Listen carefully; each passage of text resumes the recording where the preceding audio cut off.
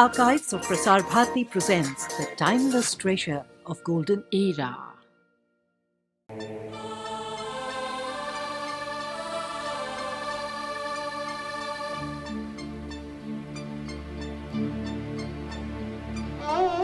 In his book, The Discovery of India, Pandit Jawaharlal Nehru says, "We can never forget the ideals that have moved our race, the dreams of the Indian people through the ages, the wisdom of the ancients, the daring of their thought, their splendid achievements.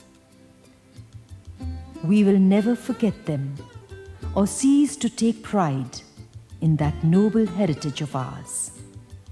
If India forgets them, she will no longer remain India, and much that has made her our joy and pride will cease to be."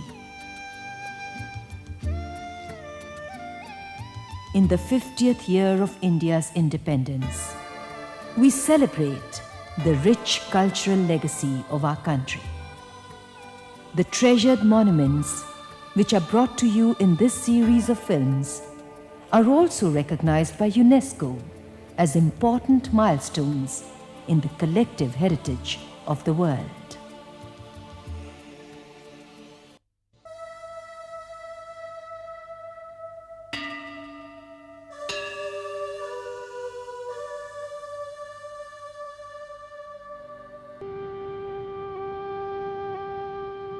In a beautiful bay on the eastern coast of peninsular India is the peaceful town of Mamalapuram.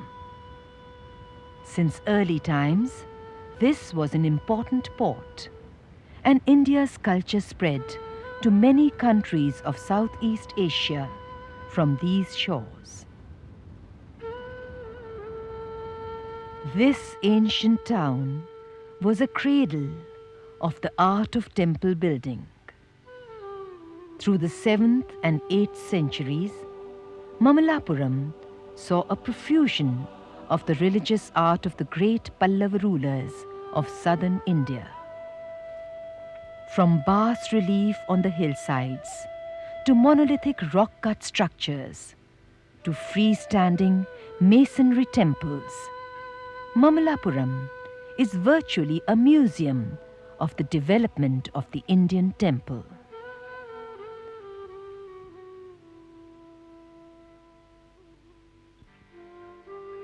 Against a hill face in Mamalapuram is an epic paean to man's religious zeal. This vast canvas is the largest bas-relief in the world. The penance of Arjun, the legendary hero of the Mahabharata, is depicted here. It was created in the early 7th century by the Pallav king Mahendravarman I. The devout sculptor sees the divine in every stone and every object of nature. Carefully, he shapes it in the image of his gods, evoking the cosmic energies of the stone. So gentle and so informed is his touch that who can see this as mere stone? The mountain is a land of living and breathing beings, forever expressive and eternally supple.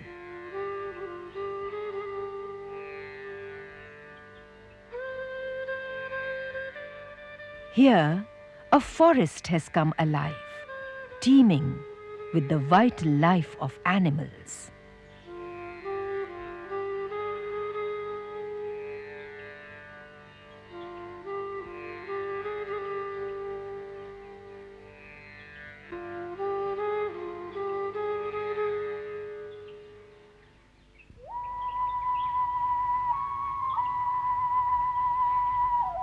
Behind this mandap, or pillared hall of a later date, is an exquisite cave temple in the earlier style.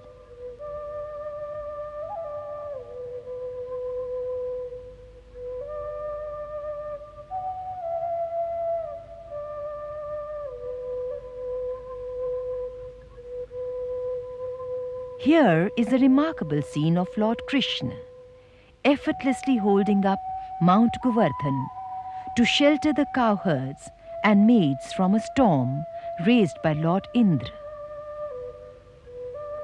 Protected from the storm's fury by the benign Krishna, life continues peacefully in Vrindavan.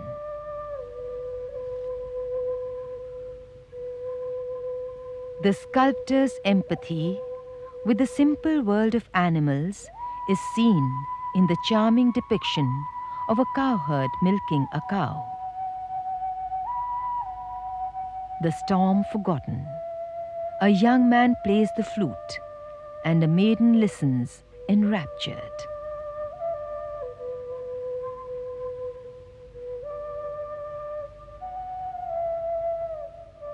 The joyous and spirited life of Lord Krishna's Brajbhumi is shown here most delightfully.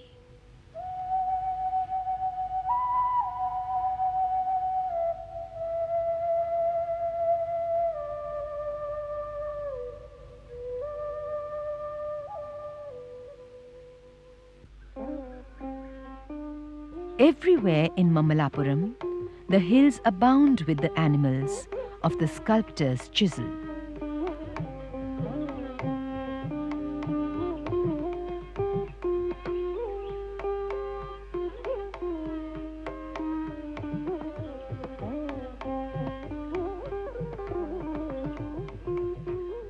In the heart of the living rock are the shrines of the early period here, with their celestial guardians.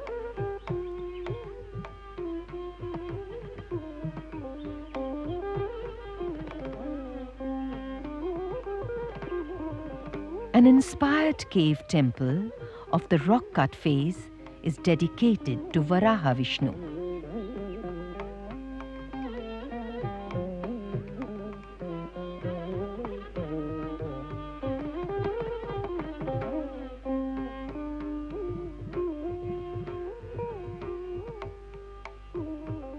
In the sculpted panels here is a depiction of King Mahendravarman I. He was a remarkable monarch who created the style of the early monolithic rock-cut temples of Mamallapuram.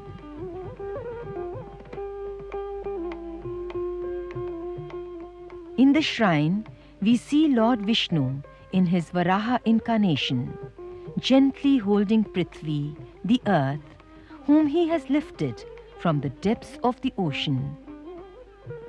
Another royal portraiture is of the earlier Pallava king, Simha Vishnu. The beautiful divine depictions include those of Gajalakshmi being bathed by elephants and Gangadhar Shiv.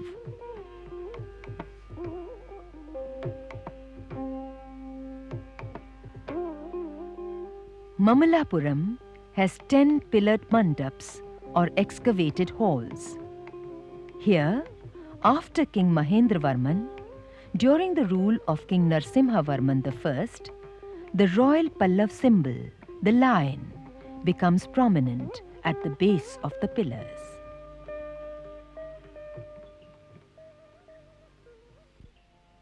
In Mamalapuram, the local imagination has invested even these boulders with divine associations. This rock formation is known as the kitchen of Bhim, one of the legendary heroes of the Mahabharata. Another cave temple is dedicated to Varaha Vishnu. In a beautiful panel showing the Gajalakshmi, graceful maidens bring water that is poured lovingly on the goddess by elephants.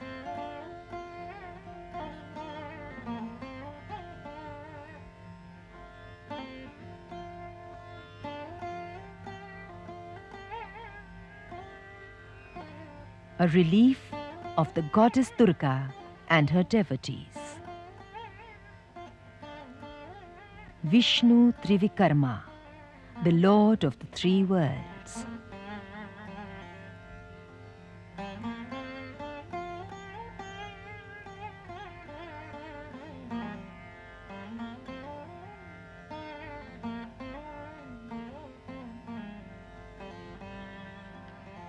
Varaha Vishnu, having lifted and saved the goddess Prithvi from the ocean.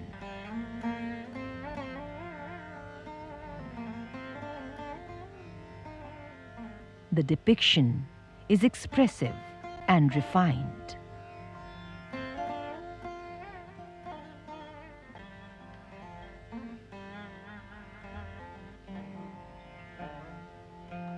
A most striking cave of this period is the Mahishasuramardiನಿ cave.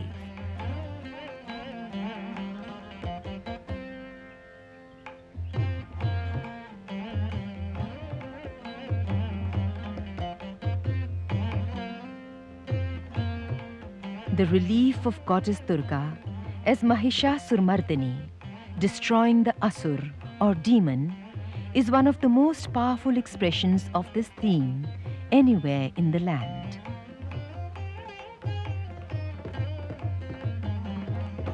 The sculptors of this relief seem infused with the dynamic energies of the Devi herself.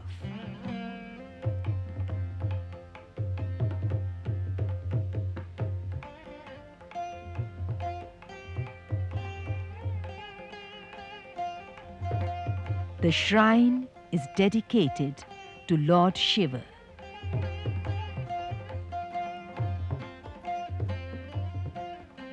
Lord Vishnu, reclining upon Sheshnag, while his followers fight the demons Madhu and Kaitab.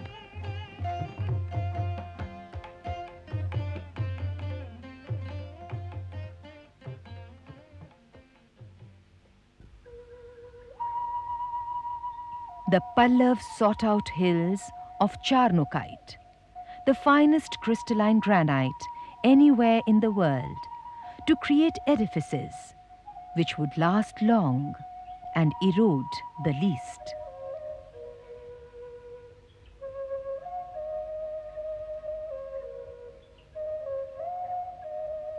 The stone was laborious to work upon, but no pains were to be spared in perpetuating the glory of the gods they worshipped.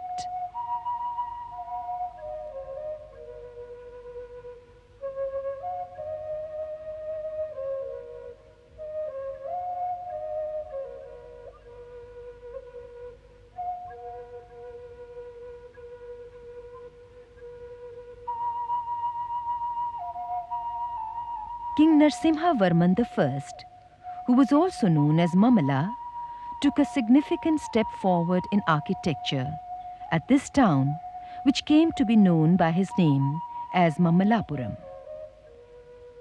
After the hollowed cave shrines, he conceived the monolithic rock-cut temples, which came to be known as the Rathas. Near the bas-relief of Arjun's penance stands this marvelous monolithic structure, the Ganesh Rath. Though it is unfinished, the elaborately worked roof is the precursor of the later Gopurams, an essential feature of the medieval South Indian temple.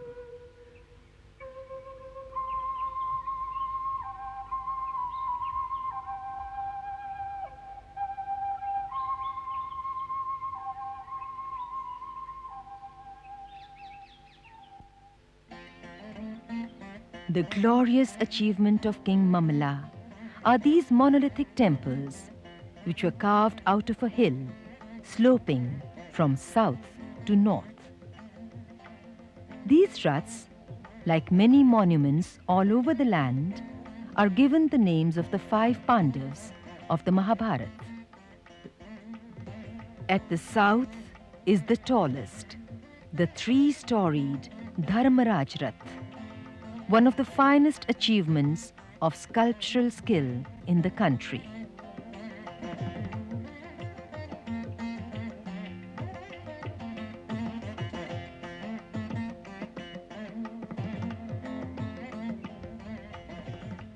The corner blocks of the temple have sculptural panels depicting the gods of the Hindu Trinity.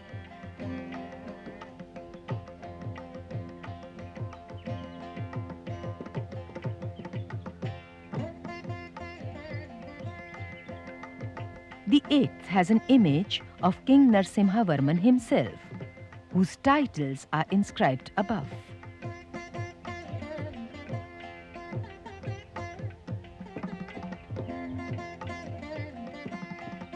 The graceful figure of Shiv as Ardhanarishwar, depicting his male and female manifestations, is one of the finest sculptures of Pallava art.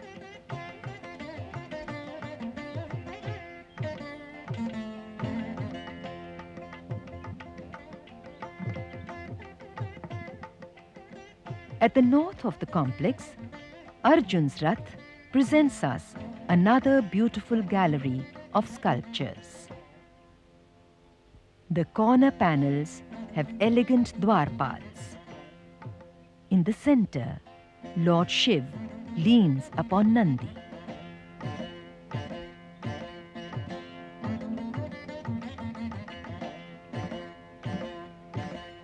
The east wall has Indra on his elephant Airavat in the central panel, flanked by attendants.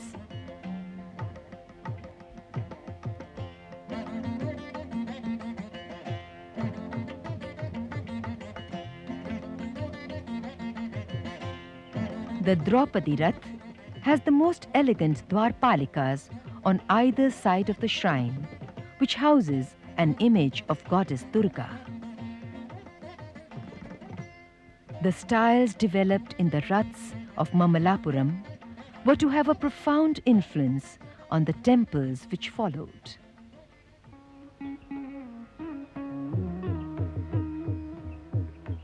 After Mamala, the next prolific temple builder was King Narasimhavarman II, called Rajsimha. The Yali cave and the Atiranachanda are his early cave temples.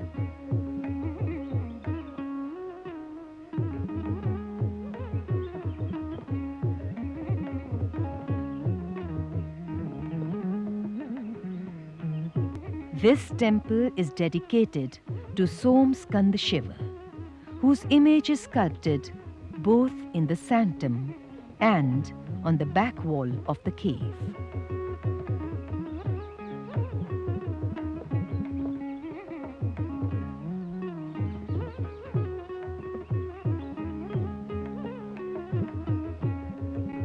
Dedicatory inscriptions mention that the temple was excavated by King Atiranachanda, one of the many titles of Rajsimha. A great achievement of Rajsimha's reign was the emergence of the first masonry temples at Mamalapuram. Rampant lines had replaced the seated lines of earlier pillars. The Olaknath temple is dedicated to Shiva, the flame-eyed.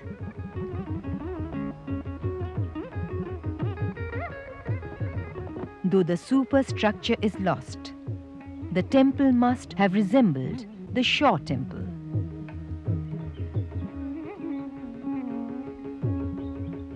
The palace site of the Pallava rulers. The royal line proclaims the sovereign power of the dynasty.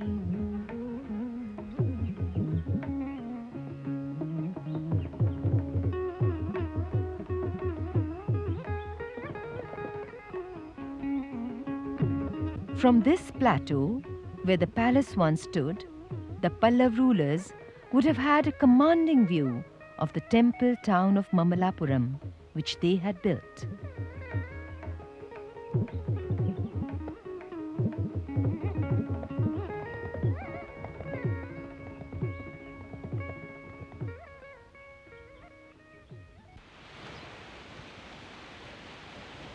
The sacred Puran state that only in places by the river bank, the sides of lakes, on the quiet seashore, should temples be built. It is here that the gods are pleased to reside, as these are conducive to divine contemplation and spiritual harmony.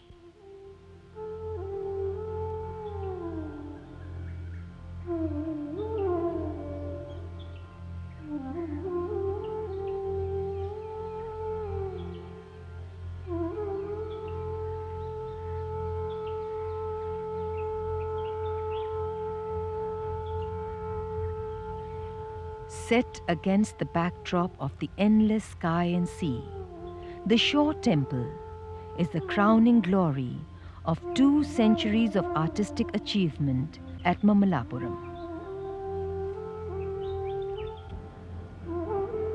The waves beat very close to the shore temple, which gives rise to the popular belief that there was a group of temples here which is now under the sea.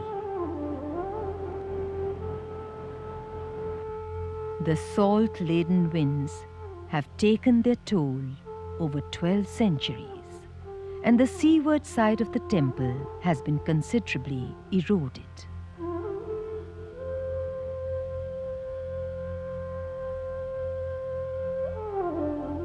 Until a few years ago, the whole compound was buried under a thick deposit of sand. This has recently been cleared, and excavation work has been taken up.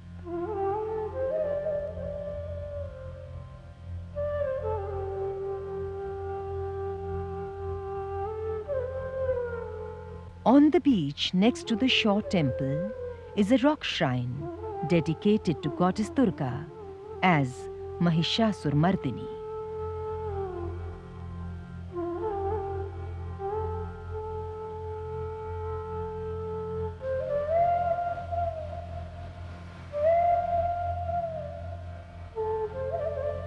Mamalapuram's vibrant traditions of sculpture and architecture continued long after the Pallavas. Here, more than 600 years later, 2 unfinished gopurams of the Vijayanagar period reflect the exultant note of that mighty kingdom.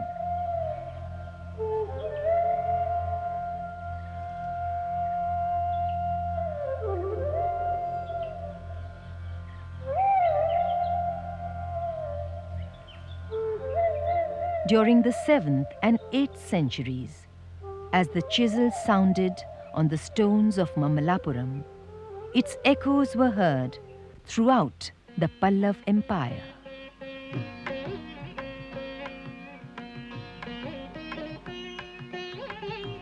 King Rajsimha, who created the first structural temples at Mamalapuram, followed by building the magnificent Kailashnath temple at his capital in Kanchipuram.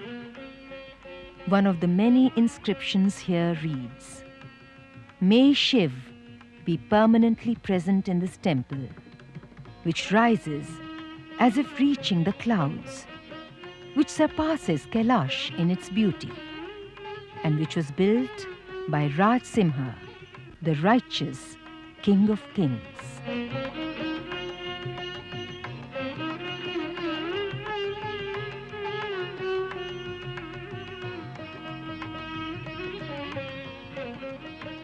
The supple beauty of the early stone carvings of the Pallavas had been fused with their architectural genius.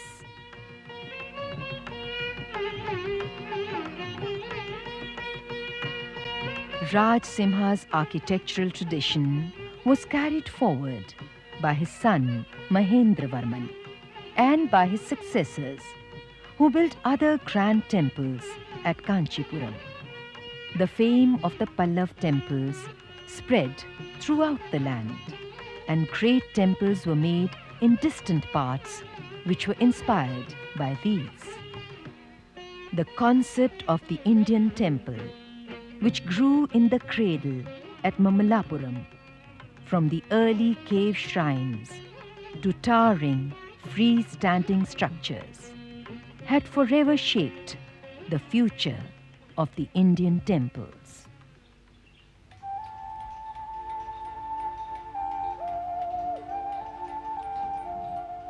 The stone is still brought to life by the descendants of the Mahastaptis of Mamalapuram.